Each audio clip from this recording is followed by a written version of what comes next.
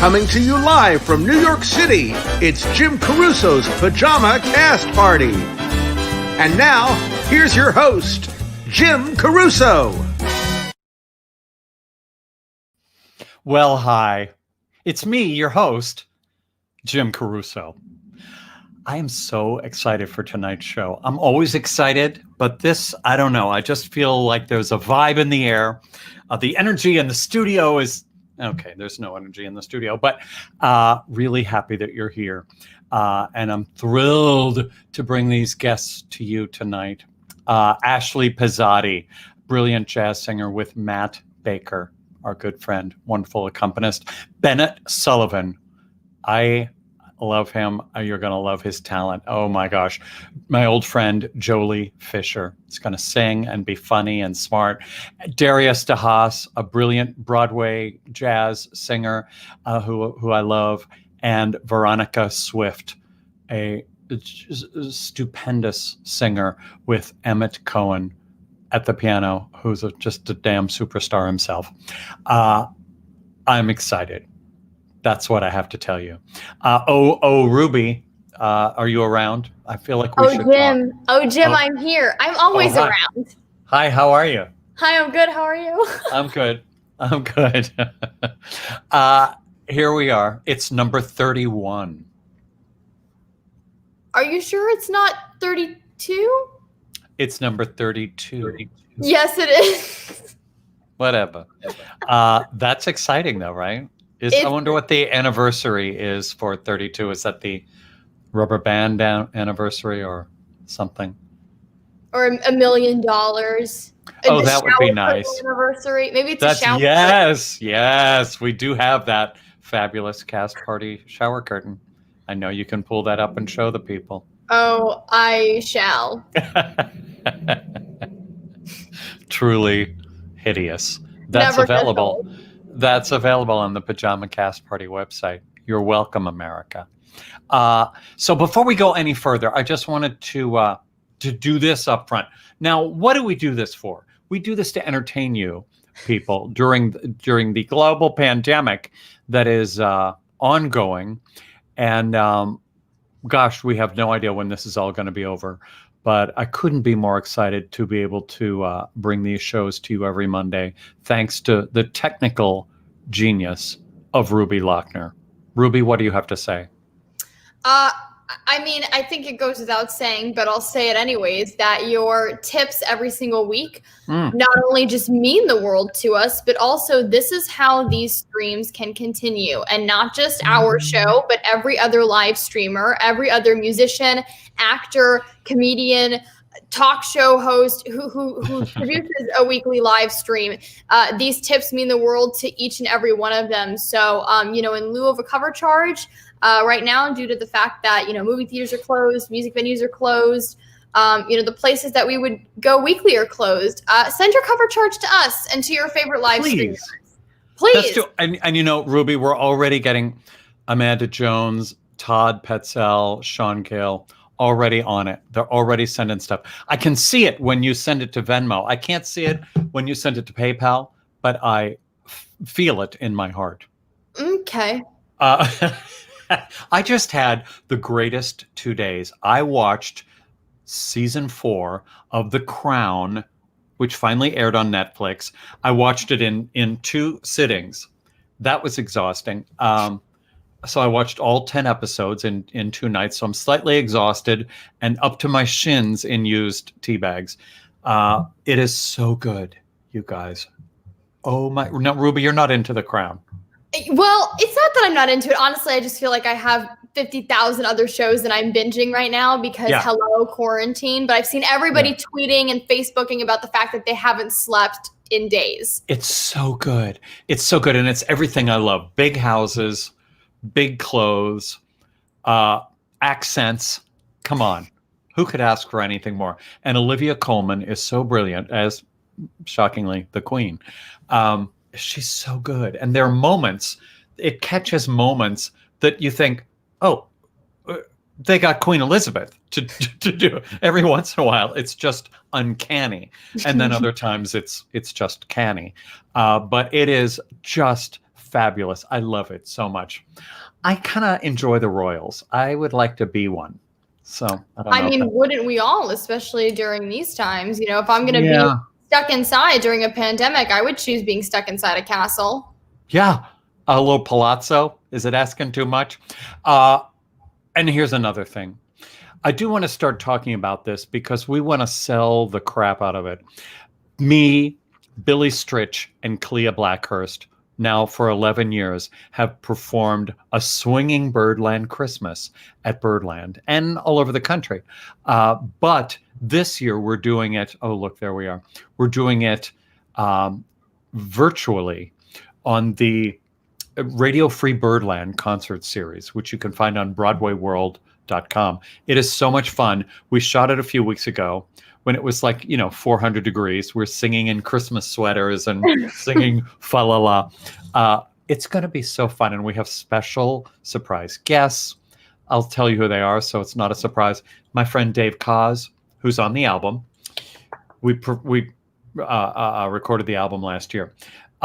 My friend Luke Hawkins is going to tap dance his way into your hearts. A beast. He's so good.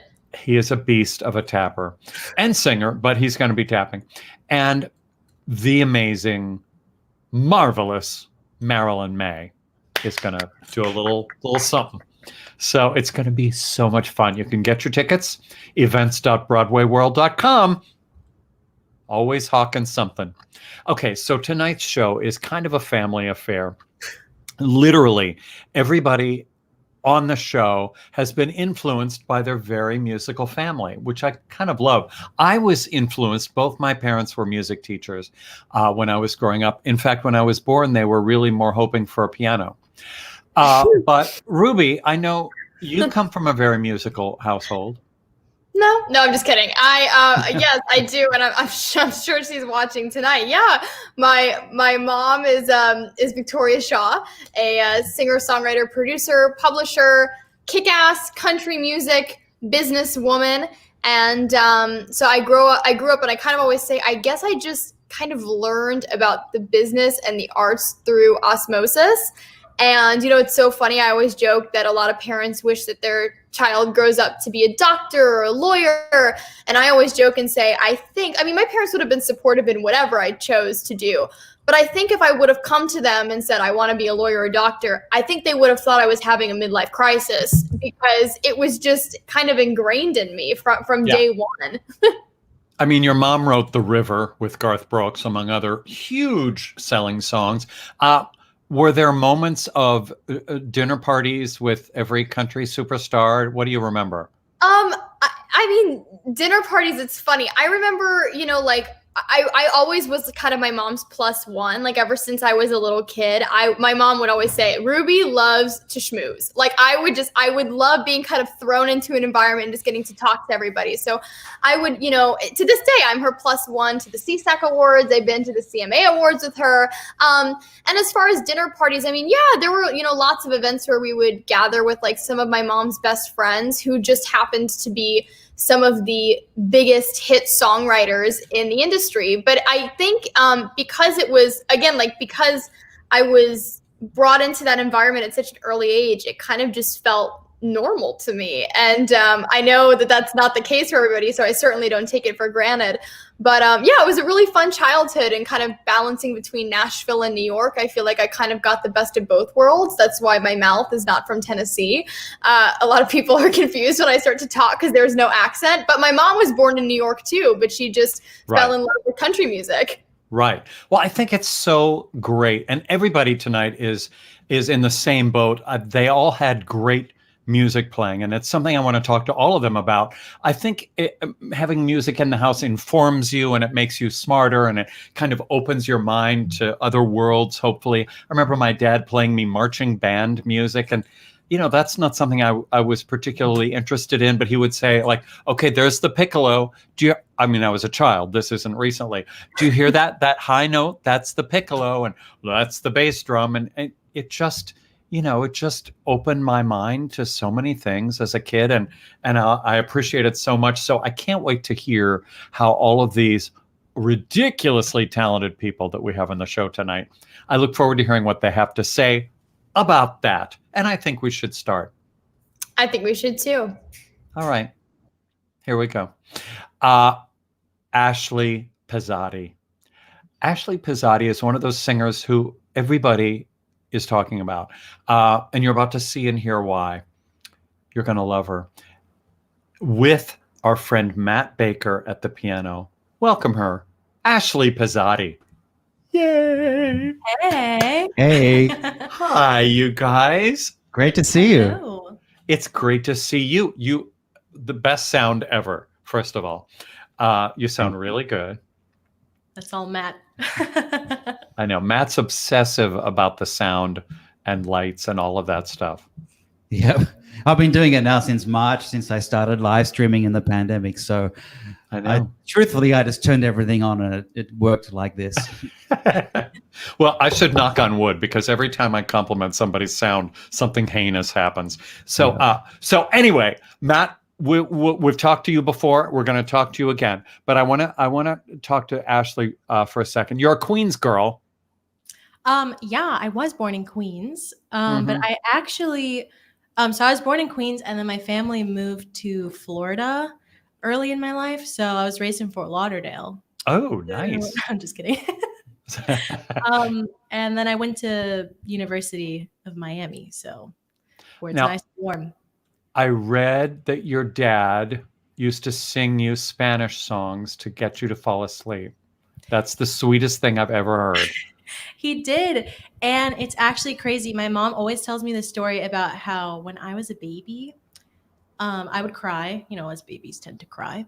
And she'd check me. She'd be like, does she need to be changed? Is she hungry? Do I need to burp her? I'd be totally fine. And then my dad would come with the guitar and he would start singing and playing. And then I'd be like totally captivated by it. And it was the one thing that would get me to stop crying. So sweet. That's what I'm saying. Music. As a kid, it just informs us. What would he sing to you to make you fall asleep or to calm you down? Let me think about that. You know what? I actually don't know the names of them because they were his personal. Yeah, I mean, sweet. Yeah, but he sang in Spanish. I don't know. Yeah, it's in Spanish. I'd have to ask him the title of them because in my head, I think about it and I just think my dad. I don't think, what song is that? Oh, sweet. Well, get back to us because I want to hear that. Okay, so the album you released last year, We've Only Just Begun, has such great American songbook choices, and look at how beautiful. How do you pick your material? I feel like, okay, so for that album, I did like a mix of original music and jazz standards. And I feel like I personally like to perform or sing music that I resonate with, like maybe experiences that I can relate to, like the story. Because at the end of the day, I am a singer, but the most important thing is the story that I'm telling. So I like to pick pieces of music that resonate with me, like the lyrics, even if a song has like a brilliant melody, but the lyrics don't relate to me at all, I won't sing it because it wouldn't come across as genuine, I think. Right. It's such a personal thing. Yeah. And now you've worked with amazing people, Wynton Marsalis and all kinds of just swell jazz type people. If you could duet with anyone, living or dead, who would be the person that you think that you'd want to work with, but you also know you'd sound really good with? Well, I recently just started listening to a lot of Nat King Cole, and he's a brilliant pianist and singer. And I think that would be, I mean, obviously it's not possible, but No, that'd be like amazing. Good choice. He is incredible. Good choice. What are you going to do for us tonight? So, in lieu of everything that's going on in the world, I'm going to perform an original of mine called Stay Away. 6 feet? Uh-huh. Great. With Matt Baker, it's Ashley Pezzotti.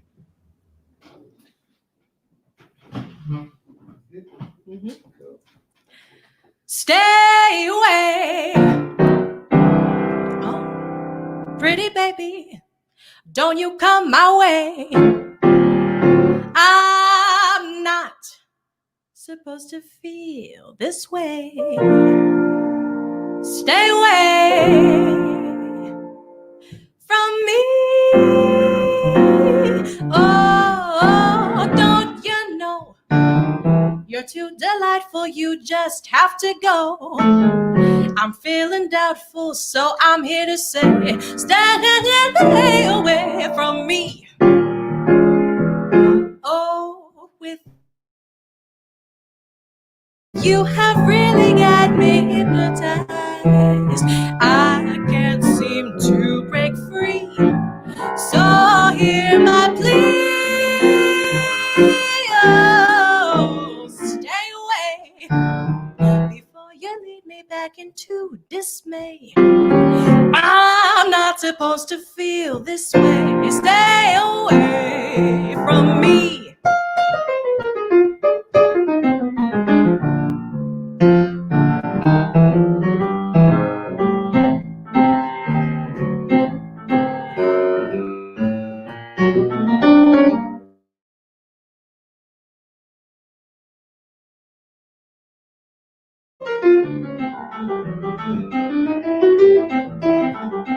Yeah.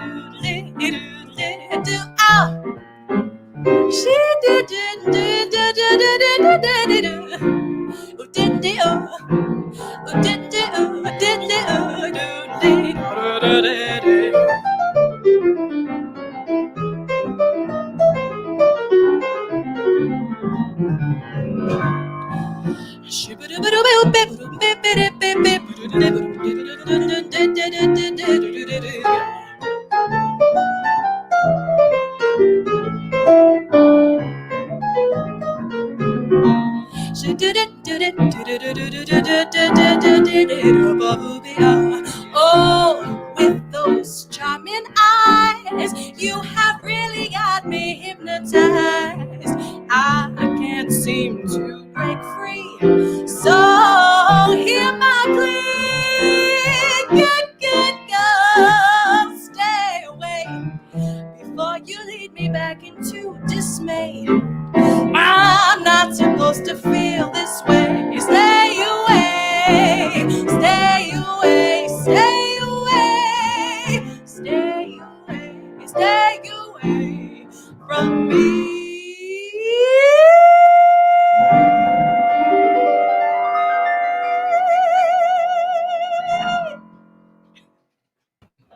Yeah. Oh my Lord. That was so delightful. Thank you. I love the way you sound. I love the way Matt plays. So Thank you. I love clearly I would enjoy this performance very much. Man, you sound good. Thank I you. can't wait for us all to be back in the same club again at the same time. Won't that be good? Totally. Oh man, it's made me really appreciate getting to go out. All those times where I was like, oh, I don't want to go out. I'm going to stay home and watch Netflix.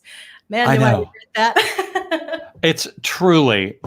I will never want to stay home and watch Netflix again after all of this.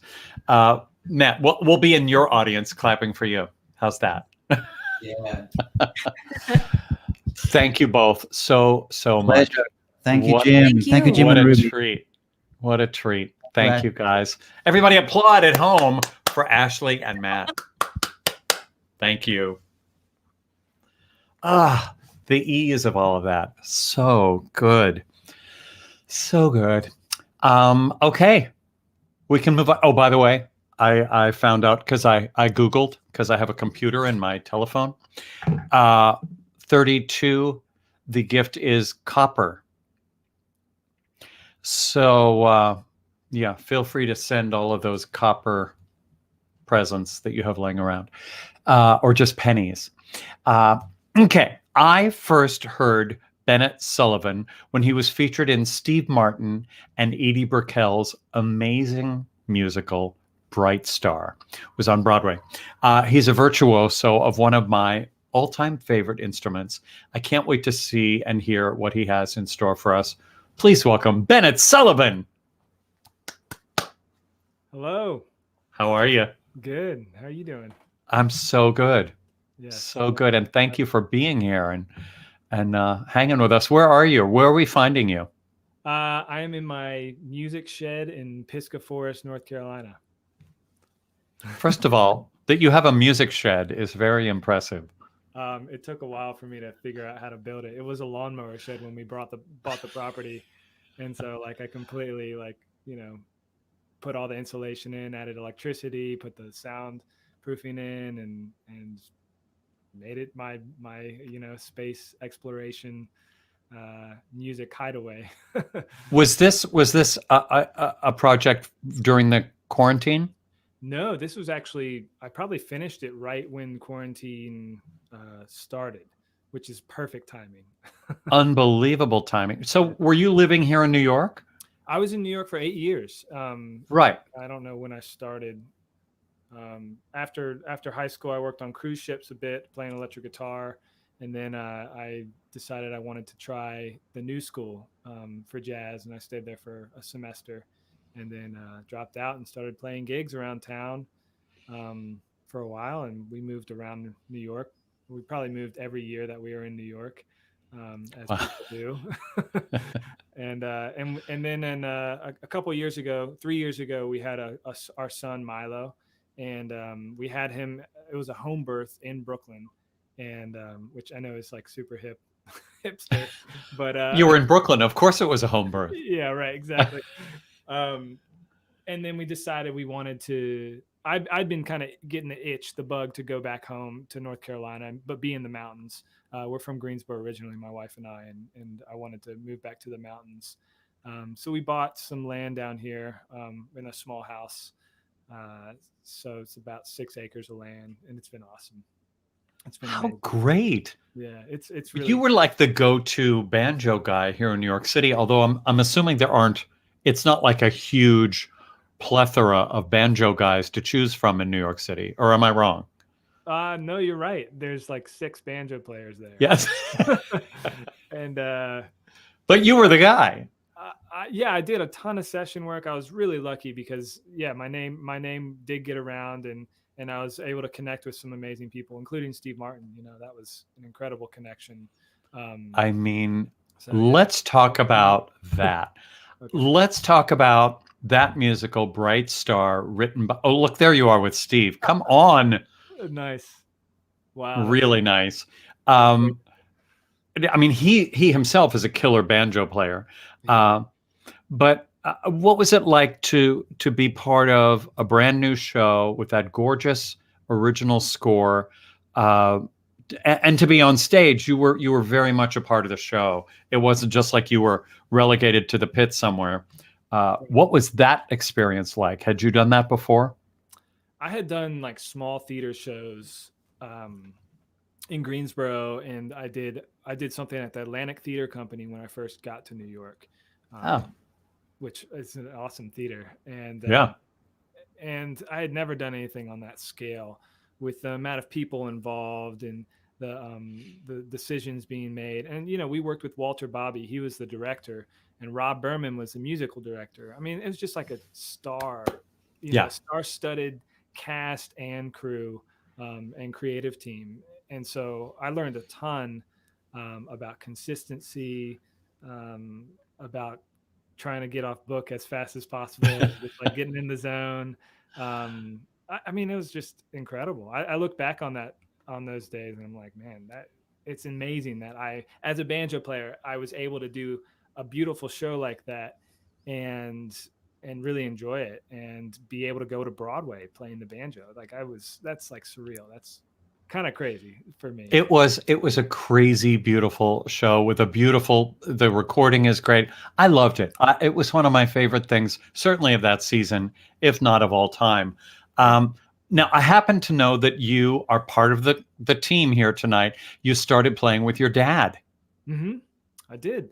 When I was 12, we were living in Greensboro, and my dad had been playing guitar for a while. I mean, he played bars in college, and he wanted to play banjo. And so he bought a banjo and got it in the house. And then I immediately just started picking it up, when he got it in the house. And I took a few lessons from a not so inspiring teacher, and I put it down. I didn't have anybody to play with, but like a year or two later, I had some friends that were starting to learn bluegrass, and one guy was a mandolin player, another guy was a guitar player, and we started a band together, and that's like where I really learned and was able to practice with those guys. That's where I feel like I really excelled and kind of was able Isn't it amazing? Isn't it amazing how a teacher that's uninspiring can just, I mean, you could have stopped right then and there, and thank goodness you didn't. You teach on Skype, correct? You do a lot of teaching. I do teaching on Zoom. I'm actually kind of like on Zoom. In this transitional period, identity, figuring out my identity, what I want to be doing, and join the club. Yeah, right. Yeah, as we all do, as musicians and artists and teachers. And I'm kind of like shifting out of teaching more into songwriting and messing around with analog electronics and synths and stuff. So I'm really getting into the creative side of things. I do have a membership site where I teach lessons, and I do a lot of YouTube videos. I think you emailed me after one of my instructional videos, and you're like, "Hey, come on." Yeah, that's how I figured out that we needed to do this with you. You also have a beautiful CD called Lady Nora, that is just spectacular. Look, there it is. Whoa. Beautiful. Play something for us. Show off. I'm going to do something from Bright Star. Oh, yay! So this is one of the hits. This is one that I performed with Hannah Ellis. She's an amazing songwriter and singer, and it's fun to perform this with her. This was a song called Asheville. Great. And I'm about 30 minutes from Asheville, so it's nice. Appropriate, yeah.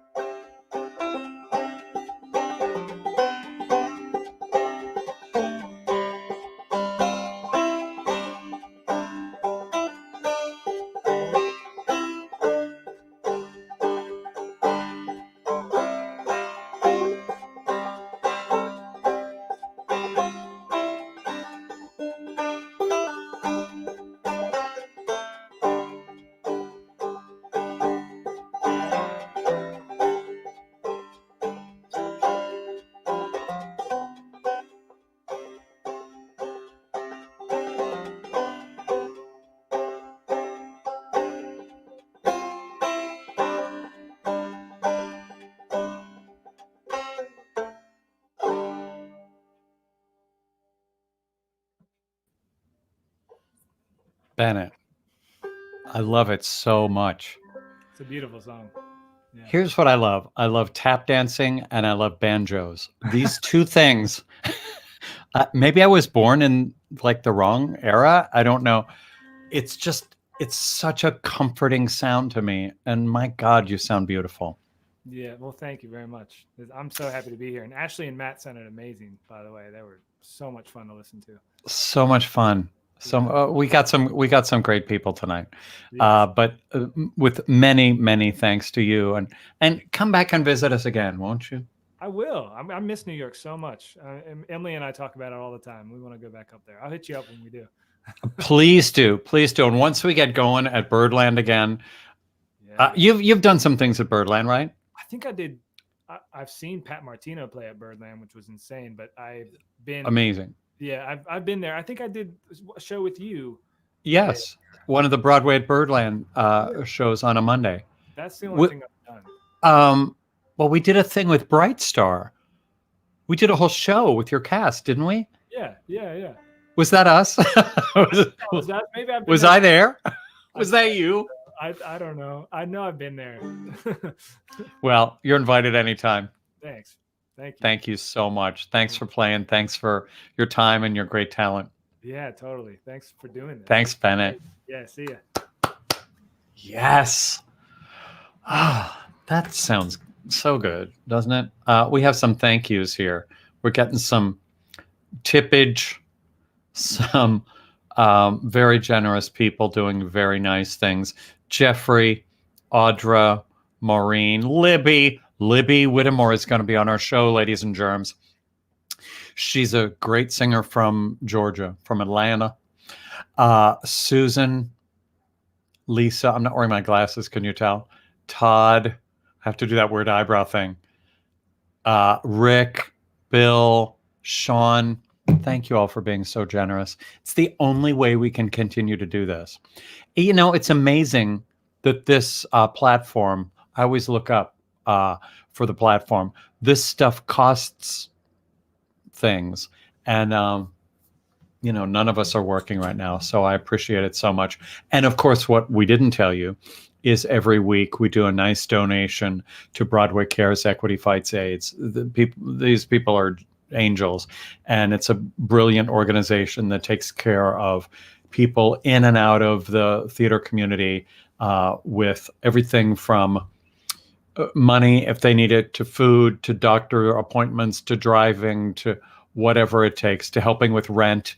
And in these times, of course, there are so many more people that are in need.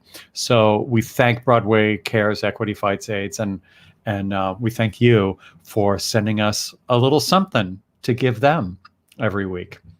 Okay. This is a perfect segue. I have known Jolie Fisher since she was performing in Grease on Broadway. She was Rizzo. She's hilarious and talented and smart and opinionated and all the things you want your friends to be. Here she is, ladies and gentlemen, Jolie Fisher. Hi. I'm wearing the parents. Okay, what? That is. I love when I wear this out and people go, "Oh, that's a nice mask. Who the Right. fuck are those people?" And I'm like, "They're my parents. Don't you all have your parents on a mask?" Or don't we all have your parents on a mask? Really? Anyway, I have to tell you that I'm sitting here in my office. That's almost like it's a garage sale as well. Like all of this is for sale. Oh, wait, wait, no, I have to look. Which Okay. means glasses. Okay, Well, show me everything. I've Show us got- around. I've got my book. I've got Cabaret CD. I've got a jar full of uppers. I've got Good. a bartender. And speaking of Grease, by the way, these are from the show Grease. I may be auctioning them off later to save democracy and send the money to Georgia. I may be. You don't know. Oh. It might happen. Okay, And, okay. I've got the theme from Parrish. Hold on, let me get that. The theme from what? Lucy's theme. My mom was the slut. If you recall from Parrish, if you haven't seen it, you have to check out My Mom is a Hussy. I'm sorry. Let me get my camera angle adjusted. Hold on one second. Jolie, Joe, Sorry. hello. Knock. I'm back. Hello. We're back. I feel untalented. Very few Watching- people can say my mom was a slut and get away with it. Right. It's true. Really, Your just mom me and my being sister. your mom being the ravishing and talented Connie Stevens. True story. True story. She gave birth twice, which means she did it with Eddie twice. At least that we know of. I'm so drunk right now. No, you're not. It's only 5:00 in LA. I'm kidding. I'm not. I know you're not. I know. You just like acting drunk. I know your type. You're like a party gal. I mean, You are good at a party. I will say I that. have turned this pandemic into something really amazing, though. I decided that I wasn't going to gain COVID-19 like everybody else. So I've lost weight.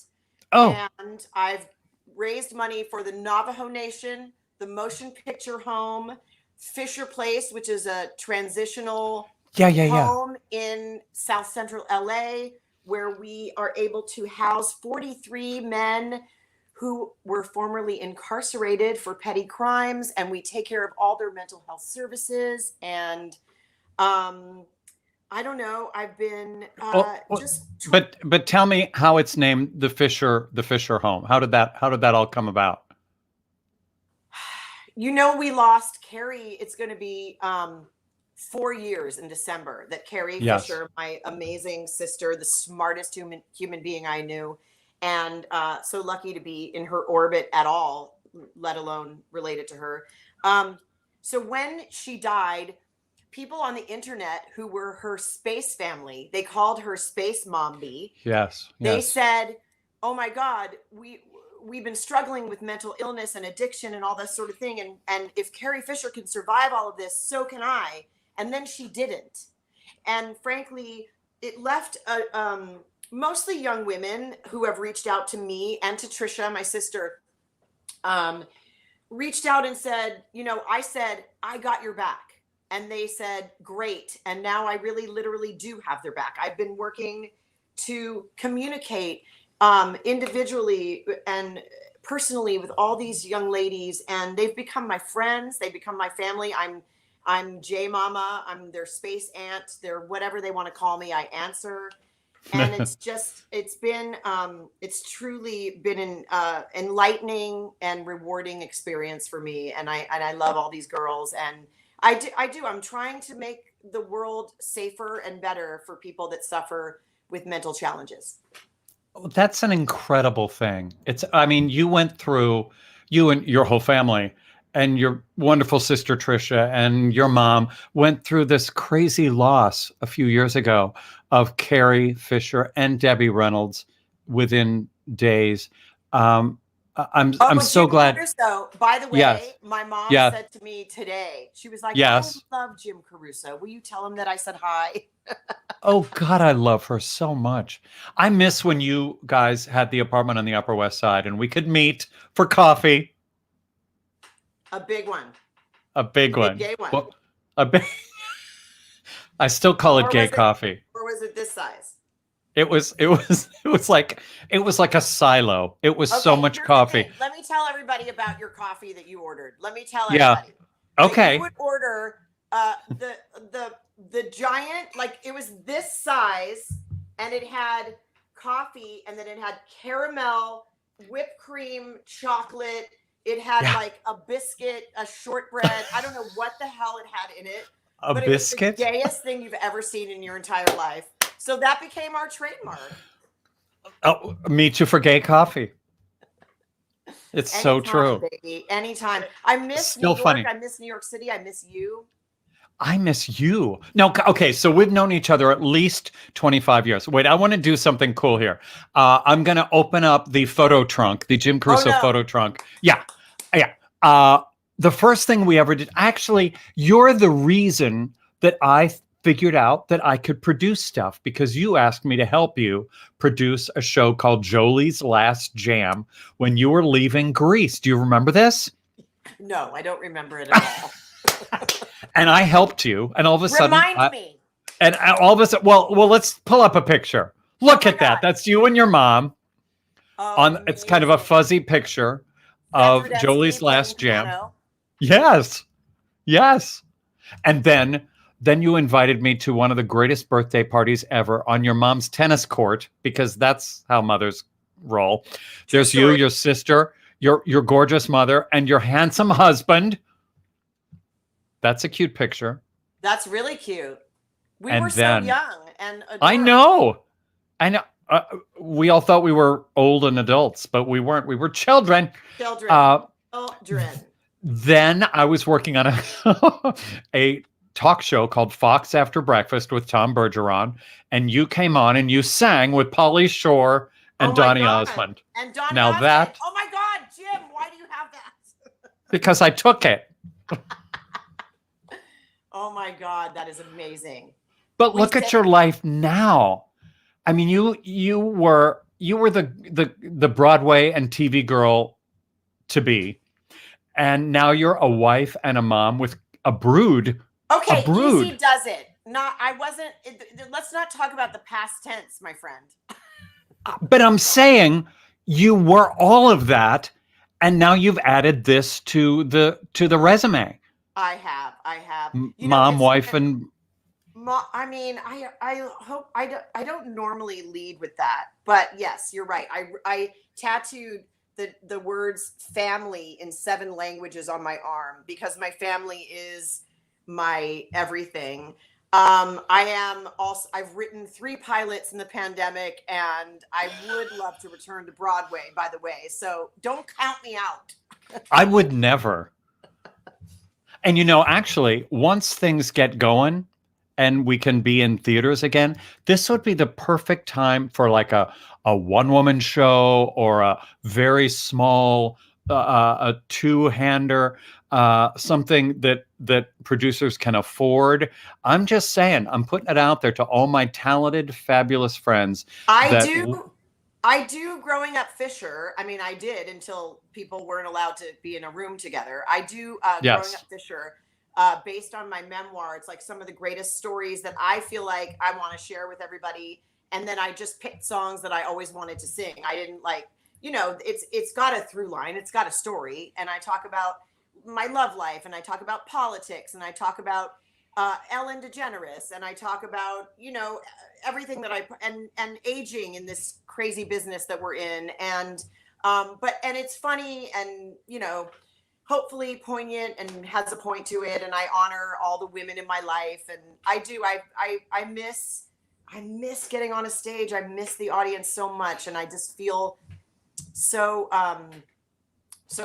sad for us right now. But I also feel hopeful because we elected a president that is going to guide us out of this and bring us to hopefully some resolution on a lot of this stuff. Now we just have to get those Georgia Senate seats. I hate to bring it to that, but that's what we're doing. But it's true. And I say what you will. I mean, we don't get into politics so much, but I feel like we're going to have a president who is inherently a good guy.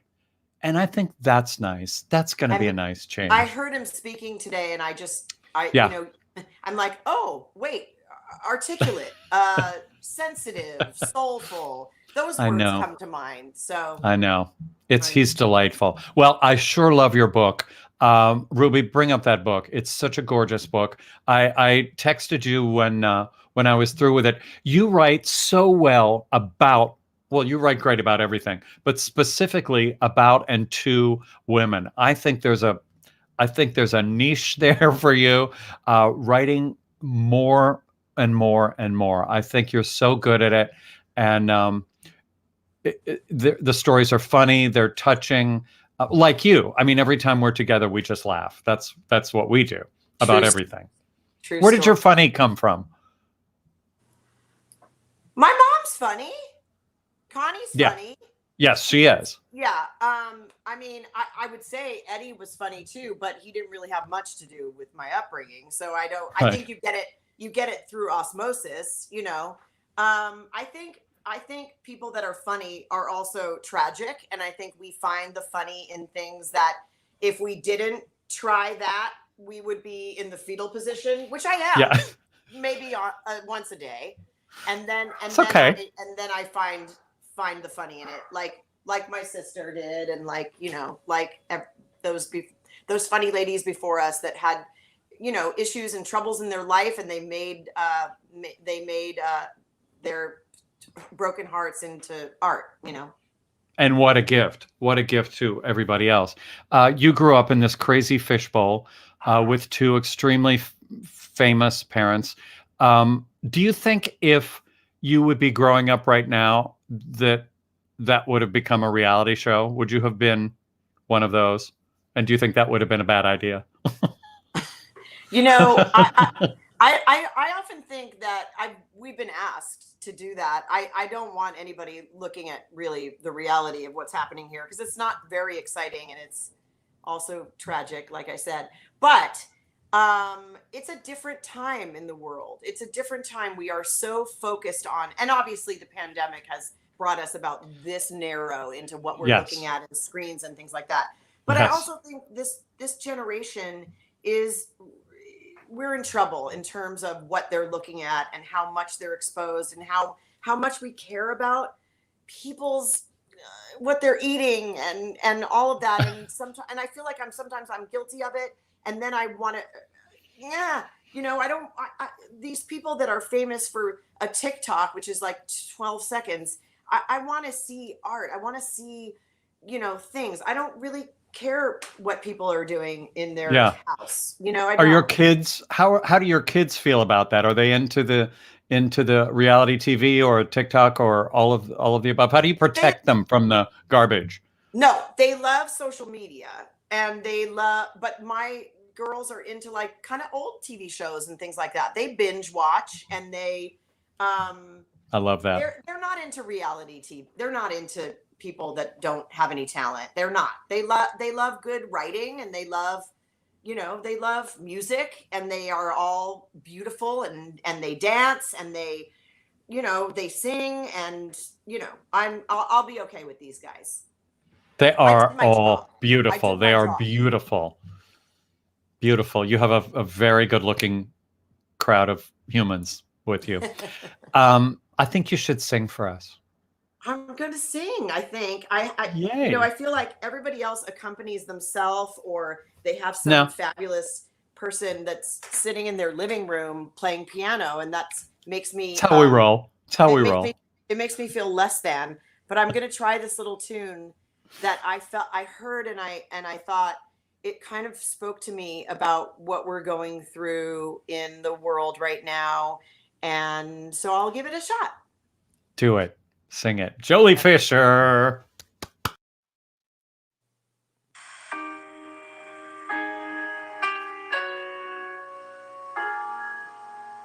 All things in time, if not today, maybe tomorrow. All things in time, we can't predict what comes to pass.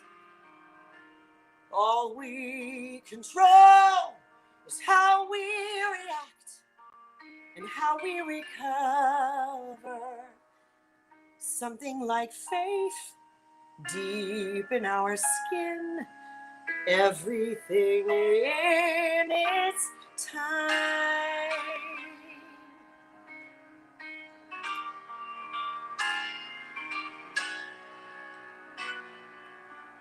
All things in time, some things come quick, some things come easy, but all things will come given the chance, given the room. I can't decide the length of a day, the depth of the ocean. I'll just decide what to explore. Maybe it's just wanting it more. Want it enough? Let it begin. Everything in its time.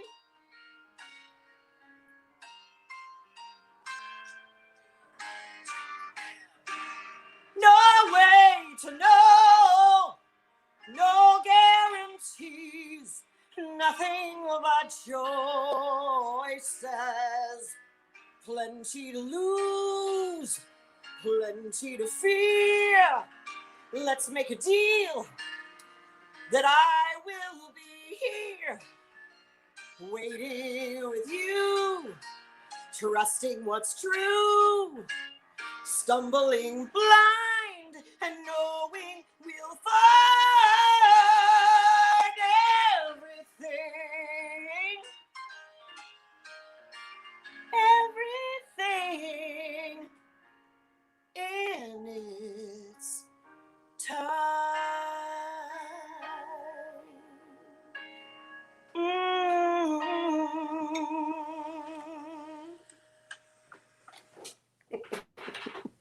Okay, you sound great. Somebody was typing in the comments section, that first note. I love that part of your voice. Oh. Oh, wait, Jolie's next jam. Look at that. Live at Birdland. Don't you think? Live. Are we going to be live ever? We'll be live. Don't worry. Everybody needs to calm down. We're all going to be live again. We don't know when. We don't know where. All we need is time. See how I made it all. Yeah. Thank you for bringing me home. Yeah. It's my job. My gosh, I love that you joined us and talked and sang so beautifully. Thanks, Jim. Always a pleasure to see you, babe. So fun. We'll do it again. Okay. Okay. Thank you. I'll try the other one next time. No more ballads. Okay. No, that was a great ballad. It's a little Jason Robert Brown song, by the way. Yes. Thank you, Jason. Thanks, Jolie. Mwah. Love to your family. So good. That is a gorgeous, gorgeous song by our friend Jason Robert Brown. Man, I need to get him on the show. He's hard. He has so much going on, and I just always feel like maybe he doesn't have the time. But I'm going to go ahead and ask him, because that would be thrilling to have him on. We could do his whole family. His wife Georgia is so ridiculously talented singer-songwriter, and his daughters are so talented. I'm going to ask. I'm going to email tomorrow. There, I said it. Okay. My next guest is a nonstop working actor, Broadway actor with deep roots in the soul and jazz scene. And on December 10th, his holiday special, Let Me Carry You This Christmas, will air on Radio Free Birdland on BroadwayWorld.com. Here he is, Darius de Haas.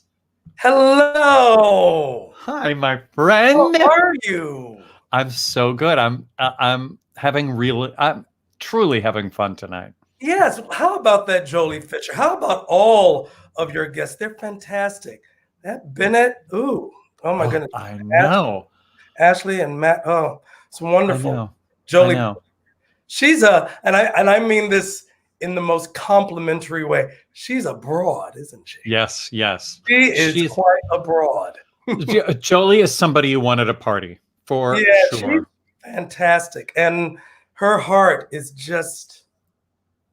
It's she's carried a lot. You can see that, and with the family and that brilliant mind and that talent. That's a great way to put it, because we do see people that we know and love that have carried a lot, and it does show. And it's a very, I mean, you're sorry people have to carry a load sometimes, but it's such an appealing thing as an audience member. Look at the people we're obsessed with. Mm-hmm. They're not just the happy-go-lucky kid that grew up as the popular. It's rarely those people. Right.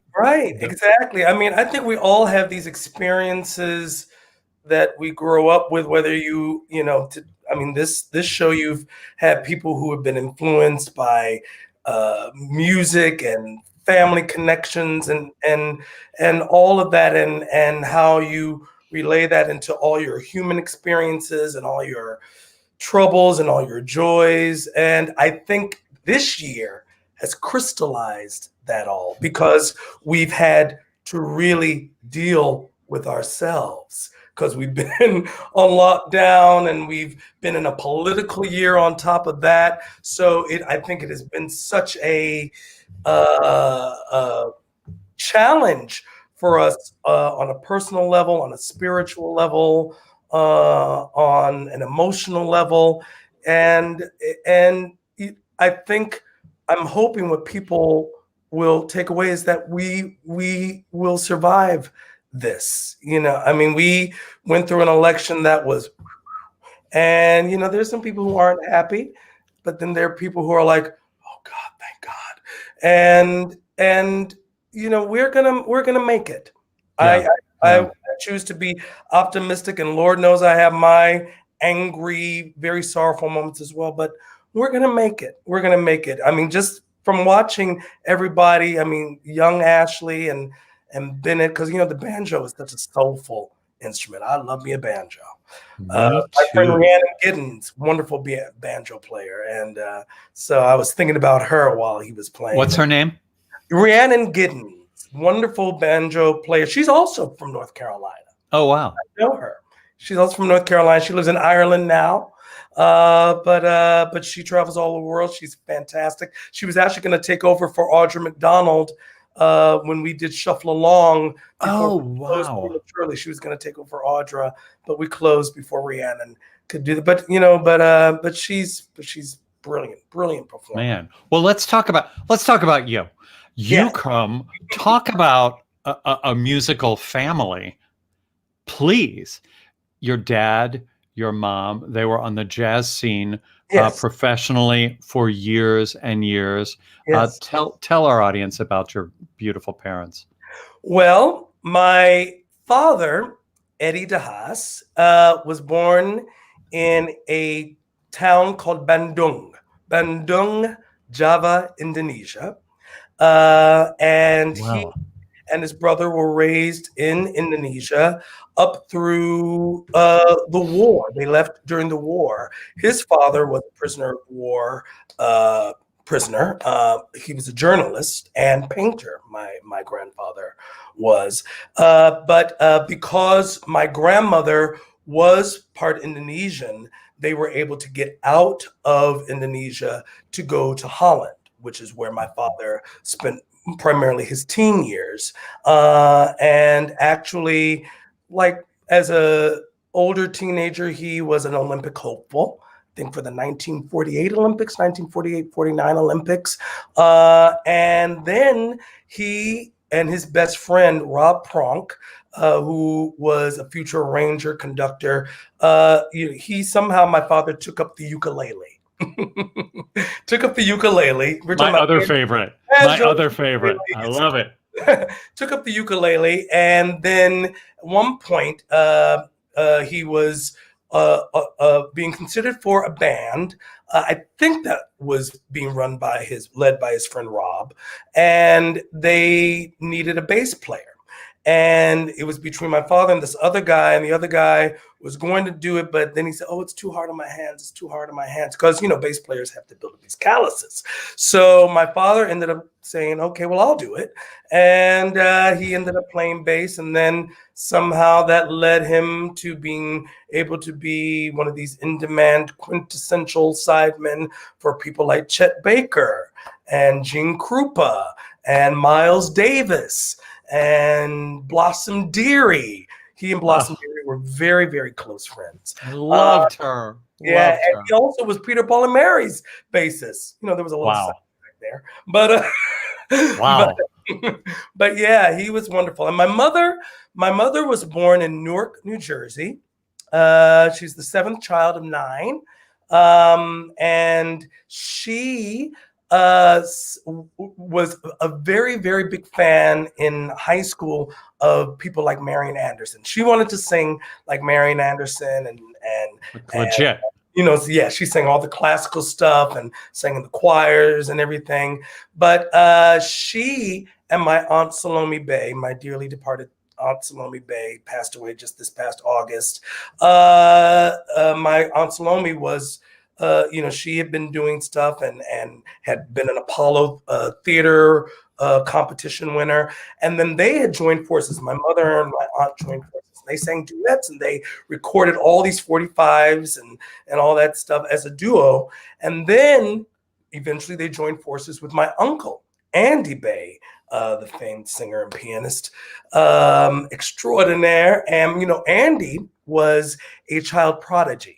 And so he was led around from a young age, like maybe 5, 6, 7, going to all the different places. My grandfather would take him. He had a little money belt and people would give him money. He was on the show. I don't know if you know the show called Star Time. Remember Star Time? I don't. Star Time, well, it's way before your time, Jim, but Thank you. Let's go with that. But it was way before your time, but it starred Joe Pesci. Joe Pesci was a child actor on it. Connie Francis was on it.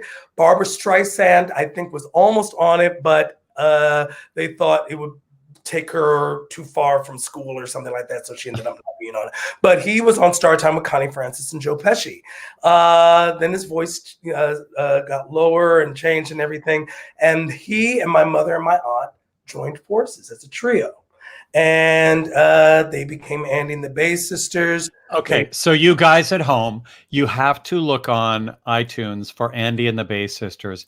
Yes. These arrangements are so crazy and fabulous and so ahead of their time. It sounds as fresh right now as it did, I'm sure, when they did it. They must have thought this was crazy because it's so unique and beautiful, gorgeous, fun arrangements. Well, I think the thing about them, particularly when you hear them early on, like because they were brought back home because they had been touring Europe, they had been in Spain, and they were in Paris. And George Wein, the famed George Wein, became their manager and brought them back to the States and said, okay, we're going to hone you and get you together to perform here in the States. And they had a contract with RCA Victor, and they recorded all these sides for RCA Victor. And then they released this LP, which I love it. I love it. It's very eclectic. I mean, they could sing anything. They sang, I think that I will never see a poem as lovely as a tree, to shabba-doo-doo-dee, shabba. I mean, they could sing anything.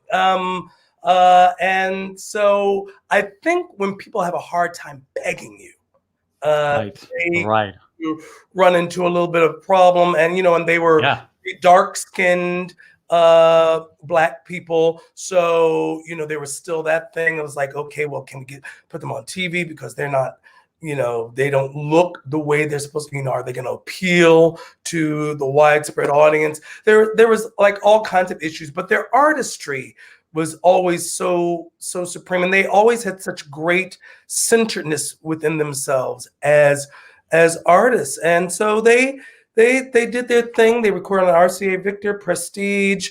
Then my mother met my father, and they got together. Then they had this cute little girl eventually. My sister Aisha, and she was on our show last week. Now I asked her this: what was playing on the hi-fi around that house? I can't imagine. Oh my God! Well, I think as Aisha, probably said, it was a lot of jazz. My father had this great stereo system that he treasured. So we had to be very respectful of it. And every Sunday was Jazz Forum on the radio. It was Jazz Forum. Dick Buckley. I still remember it to this day. But then when my father would have his gig, and if my mother had a gig and they were out, it was on. It was Stevie Wonder. It was Shaka Khan. It was the Emotions. It was, so we really had, both sides of the thing. And I listened to everything. So we had that. I listened to Broadway. I eventually started listening to classical and everything. But I was the kid who sat up in his room just listening to music all the time. Aisha was out playing with her friends in the street, and I was the little weird child. Poor child. But that has served you well because of all of these sounds in your head, you've been able to, in concert and in clubs and on Broadway too, celebrate Ellington and Bernstein and Billy Strayhorn. Is there someone in the back of your mind that is on the list for future delving? I hadn't thought about it as of late, but I did this thing. I did one of those things that Janice Siegel hosts, and Leah Delaria was one of her guests as well. And I had sung Strayhorn. I had sung Something to Live For, and Leah Delaria pulled me aside. She said, "You know what? You need to do a show of Joni Mitchell songs." And I was like, I dig Joni Mitchell. That's a really cool idea for you. All those early 70s, Carole King. I love, and, Joni. I was like, ooh, that would be great, because her stuff has sort of this ethereal, rangy, very poetic, beautiful, and it's something I haven't explored but I love Joni Mitchell. So I love that idea, and it's so unexpected. And that's a very hip idea. Well, now let's talk about Marvelous Mrs. Maisel. Yay! How did this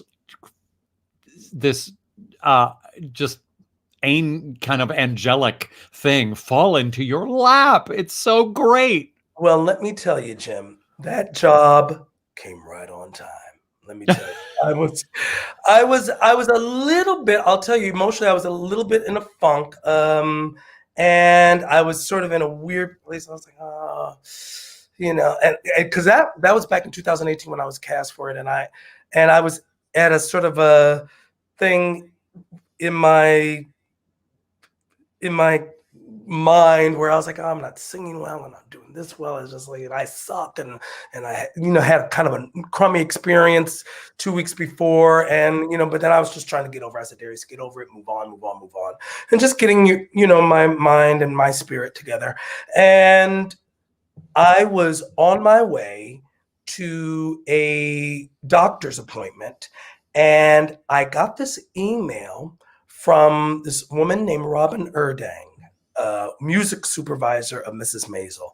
And she wrote, "Hello, I'm a friend of Janice Siegel, and Janice has recommended you to us for the show, The Marvelous Mrs. Maisel. We need someone who can kind of sort of be a sort of a Johnny Mathis type voice. Could you please write me back or call me?" So I called her back, and she said, yes, we're kind of looking to cast a voice. We have an actor already for the part, but we needed a singer because he's going to be singing, and this actor didn't sing. So we need you to, we were wondering if you would submit recordings, and also, can you sound like Johnny Mathis? I remember her pointedly asking me that. And I said, no. I said, absolutely not. Right. Because not an impression. What I didn't want to do is like if I get this job and I end up in that studio and people are saying, well, can you make it sound a little bit more like Johnny? Can you make it a little bit more like sound like John? That would have made me crazy. I said, I'm not a mimic. I'm influenced by so many different people and things and experiences. And well, that would be a short-lived career too. Yeah. I mean, you don't want to be an impersonator. Right. And you don't want to be an impersonator. And I said, look, I have been told, I told Robin, I said, look, I've been told that I have a Johnny Mathis-esque way with some of my vocals. So I will send you my recordings. I'll give you a link to my recordings and you will see if, And she was like, okay. And an hour later, they said, would you like to join us? And that was on a Friday.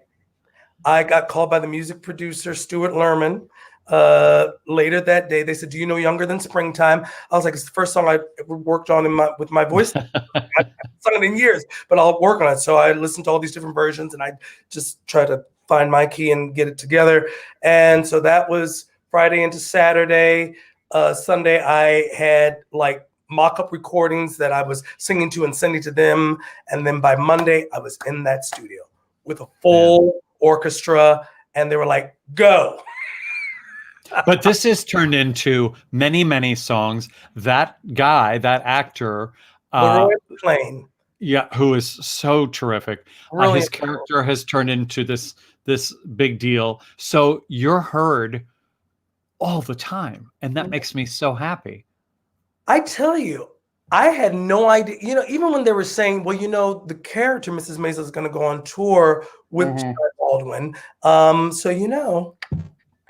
And I wasn't quite getting it. I was like, yeah, okay, all right. But, there's so many ways they could have done it. They could have said, well, she's going to go on tour with him. And he could have very easily said, okay, I'm going to go do my song now. And then they cut to something. Right, of course. Or some. Right.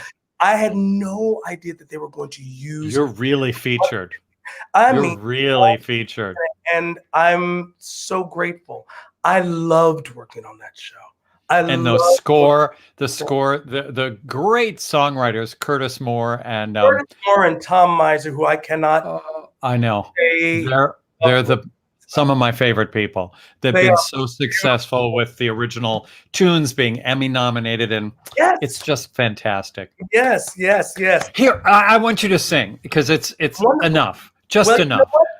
Thomas Miser and Curtis Moore wrote this song that I'm going to sing.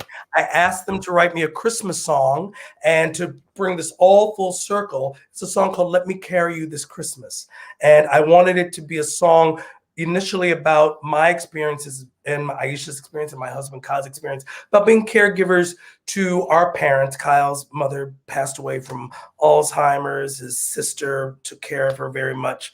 I mean, just to the end. And, my parents, when they could no longer, do the holiday traditions and everything. This song was about how it shifts to the children, how those dynamics change, but how you still try to hold on to it. And it's not only speaking to the people suffering, but the caregivers as well. So I think of people like Jolie Fisher and our frontline workers and all these people who have been carrying us, particularly through this year. And because I think we're going to need it emotionally, mentally, spiritually. So this song is for you. Beautifully written by Thomas Miser and Curtis Moore. Go. Yay. I'm going to turn this on, and it's going to be lovely.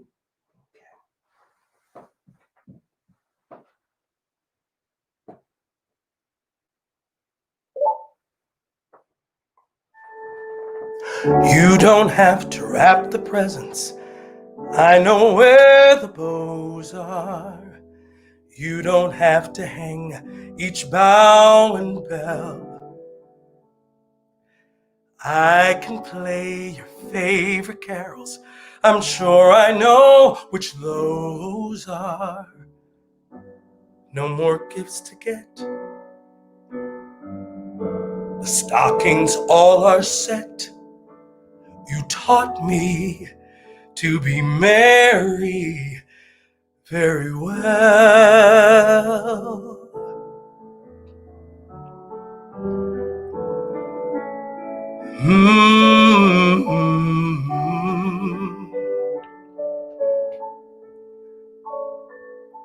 Let me carry you this Christmas. Let me try and ease your mind. Let me string the house with lights now. Deck the halls with cheer. Leave the troubles of the year far behind. Why not rest while I take Christmas? It's the least that I can do. For all the gifts you've given me, not just the ones beneath the tree. This Christmas, let me carry you. Let me carry you this Christmas. However many more we share, should you ever have to leave me, if you need to go, trust that when it snows, I'll know you're there. You're the heart and soul of Christmas. You're in everything we do. The songs we sing, the friends we call, the way you taught me love is all this Christmas. And every Christmas that I get, I'll hold you. And how you gave without regret each Christmas, I will carry you. You rest this Christmas, and I will carry you.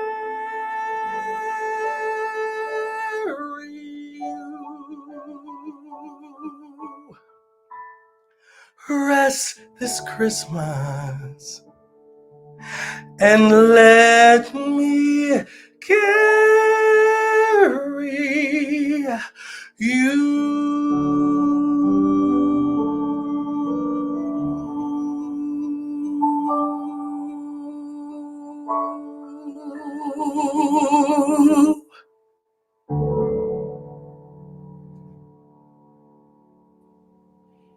Oh my Lord. That's a gorgeous, gorgeous song. Boy, Curtis and Tom, they can write. They've been around here in New York for many, many years. I've known them. I think we met through Amanda Green. Yes. They've both written with her, and Curtis still writes with Amanda. They're working on a musical right now. Yes. But I'm so thrilled for them, for their success too. With that show. And they were so generous. I mean, when I asked them, you know, I told them how much I love Christmas music, and I had a Christmas concert coming up at the Birdland Theater last year. And I said, I want an original song, and they whipped that out. And I can't say enough about how selfless and generous and lovely they were. And when you work with someone who really gets you and knows your ability, but also can push you in at the same in challenge you, it's gold. It's gold. I'm so lucky to have been able to have been in the room with them. Well, we're lucky to have you here. I can't wait for your Radio Free Birdland concert. Yes! Ruby, pull that up again, just one more time. Ruby. Oh, there it is. Yes. Thursday, December 10th. Let me carry you this Christmas. Get your tickets. It's going to be good. Darius, thank you. A million thanks. Oh, and may I just say one quick thing? You can buy the song as well. The song, Let Me Carry On This Christmas. It's on iTunes. It's on Apple Music. It's on Spotify. It will be on Amazon eventually and other streaming platforms. So if you love the song, please buy it. Please get it. Give it to your loved ones this Christmas. Let's carry each other, okay? Yay! You got it. Darius de Haas. Thank you. Tim. Thank you so much. Thank you. Gorgeous song. And thank you, people, for the wonderful donations that keep on coming in. Venmo, PayPal, all of the above. Also, don't forget, you can go to our Pajama Cast Party. There it is. Website, and go to Ye Old Gift Shoppy and put on and you can have a hoodie, you can have a t-shirt, a shower curtain, a mug. Who would not want that mug? Please. It's as big as my apartment, frankly. It's very large. It holds liquid, it holds pens, safety pins, whatever you have laying around. Holds all of that beautifully. Okay.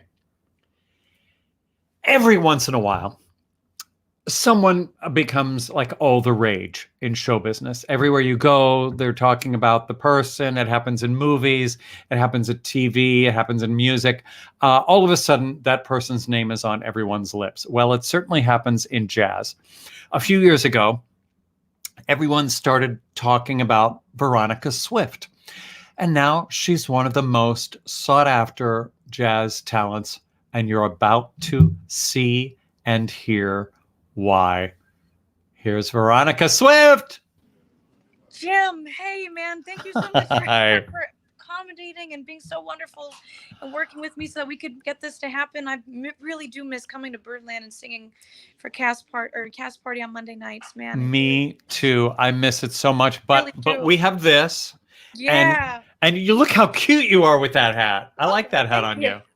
Thank you. I'm actually really lucky. I have lots of musicians and names that everyone who comes to Cast Party knows. Emmett Cohen, we have on piano here, and Jerry Weldon on the saxophone over here. Holy cow. Jim Caruso, everybody.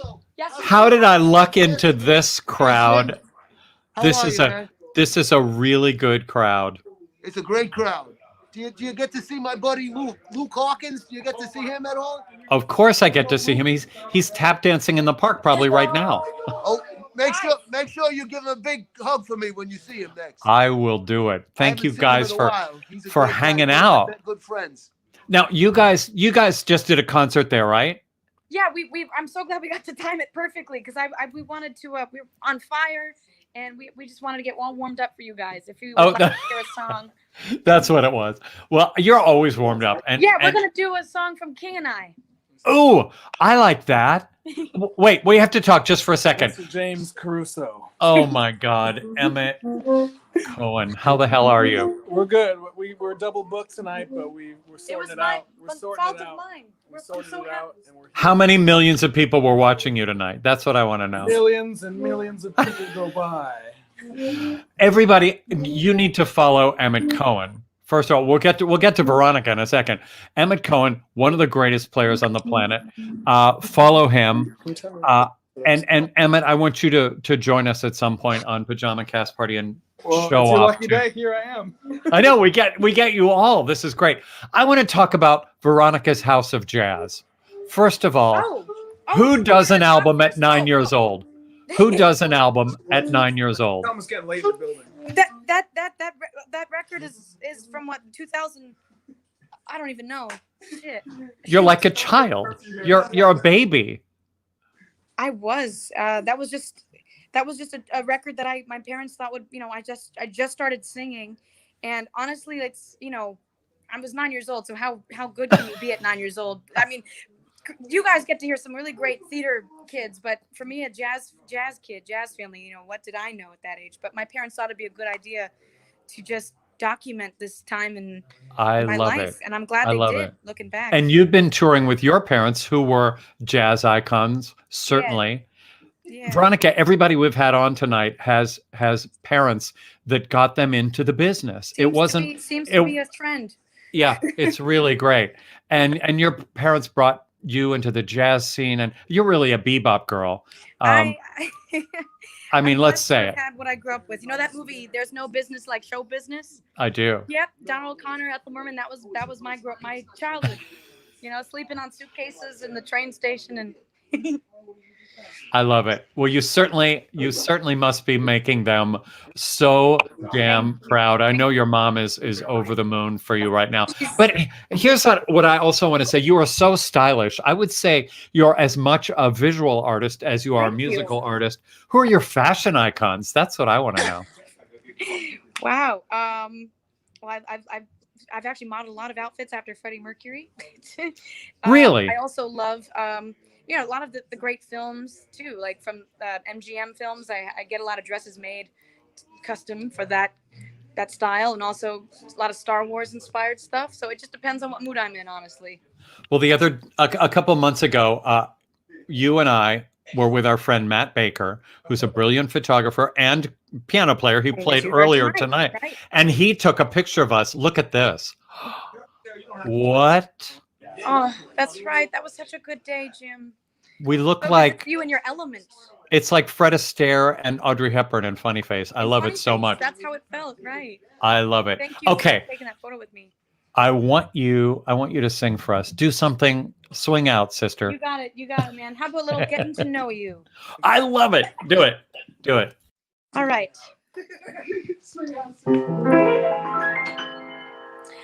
It's a very ancient saying, but a true and honest thought, that when you become a teacher, by your pupils you'll be taught. As a teacher, I am learning. You'll forgive me if I boast, but now I've become an expert on the subject I like most. What's that?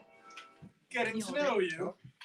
Getting to know, getting to know about you, getting to like you, getting to hold you like me, getting to know you, putting it my way, but nicely. You are precisely my cup of tea. Getting to know you, getting to feel free and easy. When I am with you, getting to know what to say. Haven't you noticed? Suddenly I'm bright and breezy because of all those wonderful and new things I'm learning about you.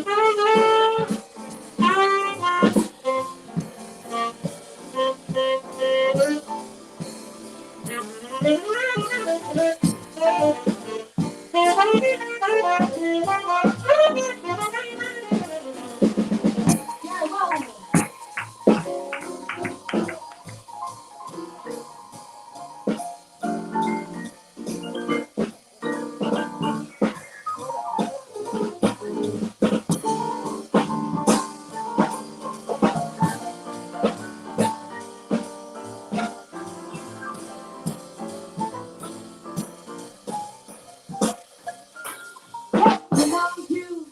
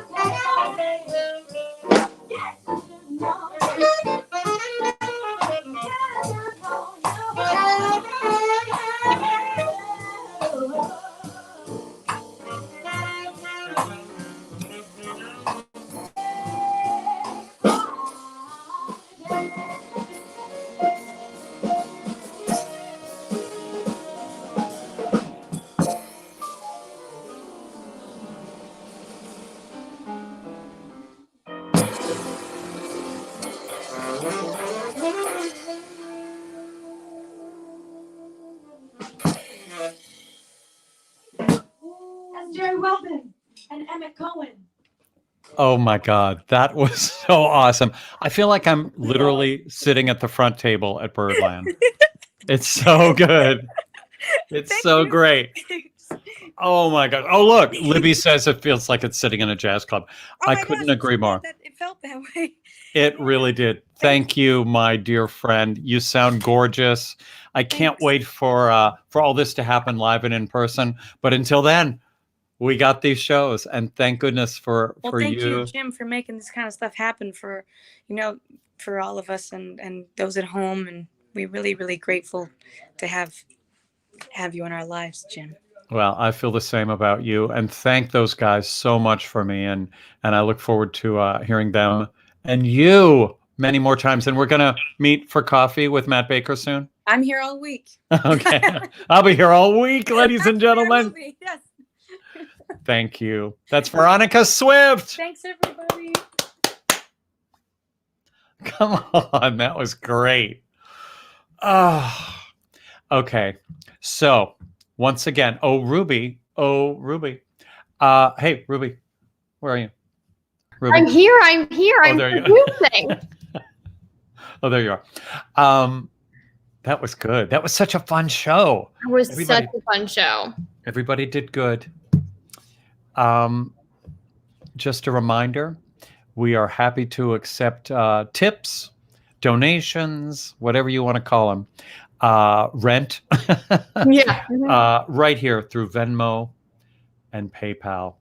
Of course, we are happy to make weekly donation to Broadway Cares Equity Fights AIDS to keep being generous with them. Thanks to your generosity. And next week's going to be a great show. A Broadway performer, just that she makes me crazy. She's so great. Alicia Umphris, Todd Bonapani, hilarious and wonderful performer, Todd Bonapani. The aforementioned Libby Whittemore from Atlanta, Georgia. Chaz Langley, who has been a cast party guy for years. Oh my gosh, you're going to love him. And a guy I haven't met, but I've been watching him on YouTube and on Instagram, Matteo Mancuso from Canada. He's a brilliant songwriter and singer. You're going to love him. It's going to be a really good show this coming Monday. Ruby, do you have anything to say? I don't. Oh, you know what I do? I can actually tease something a little bit. Tease something. First and foremost, please be sure to subscribe to the Cast Party Network. YouTube Subscribe. Channel. Yes, subscribe. Virtual Halston Right coming this Friday. Every single Friday. I mean, who wouldn't want to watch? It's truly like we have the most fun. Besides having fun on here, we have the most fun. Yeah, we do. Julie Halston is just a fantastic talk show host, and we're both so happy to be working with her, and it's a blast. Yes, and then actually something else that's going to be coming up on the Cast Party Network YouTube channel, that's a mouthful, is I have my next installment of the Talk Back. We had to go on a brief little hiatus for a good reason. I was producing a show starring Dylan McDermott and Felicia Rashad, which is just like insane. But we are coming back December 5th. I'm going to announce the guest next Monday. It's going to be so much fun. So subscribe if you haven't already. That way you're always in the know. Yeah. We want you to do that. And you can what do you call it when you share? Oh, you share it. You share the show. You can even do it now. You can go to your Facebook page and share it right now, and they'll see it from the very beginning. That's how it works. That's how sharing works. Or you can simply share the link to the Cast Party Network YouTube channel, and that way people can subscribe and see everything that we've posted in the past. Subscribe. We're big Miranda Sings fans here. Thank you all for watching. I can't thank you enough for donating, for being so generous week after week. We love being able to do this. I love being able to bring you, my gosh, brilliant talent, and it just makes my week fly by working on this show. I love it. I love all of you for watching, and we will see you next Monday at 8 o'clock. Good night. Thanks for watching Pajama Cast Party. To follow us on YouTube, just hit subscribe. Click on that little bell and we'll keep you updated on future shows. You can also follow us on Instagram at Jim Caruso's Cast Party. The end.